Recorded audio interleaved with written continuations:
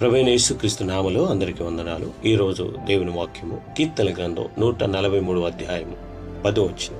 నువ్వే నా దేవుడవు, నీ చిత్తానుసారంగా ప్రవర్తించుటకు నాకు నేర్పుము, చిత్తానుసారంగా జీవించడం నాకు నేర్పించమని కీర్తనకారుడు వేడుకుంటున్నాడు. దేవుని చిత్తాన్ని మనం తెలుసుకోవాలి, నేర్చుకోవాలి. దావీదు బోధించుమని అడగడంలో ఉద్దేశం, దేవుని చిత్తం మనకు సహజంగా రాదు, అది దేవుని ద్వారా నేర్చుకోవాలి. అనగా వాక్యము, ప్రార్థన ద్వారా ఆయన మనకు దారి చూపుతాడు. ఇది వ్యక్తిగత సంబంధాన్ని చూపిస్తుంది. దేవుడు దూరంగా లేడు, ఆయన మనకు సన్నిహితుడు. ఈ సంబంధమే విధేయతకు ఆధారంగా ఉంటుంది. నీ ఆత్మ సమభూమి గల ప్రదేశమందు నన్ను నడిపించునుగాక. ఈ ఆత్మ నన్ను నడిపించునుగాక అనేది లోతైన ప్రార్థన. పరిశుద్ధాత్మ మనలో పనిచేసి సరైన నిర్ణయాలు తీసుకునేలా చేస్తాడు. కాబట్టి మన నిర్ణయాలు కాదు, ఆయన నిర్ణయాల ప్రకారం మనం నడుచుకోవాలి.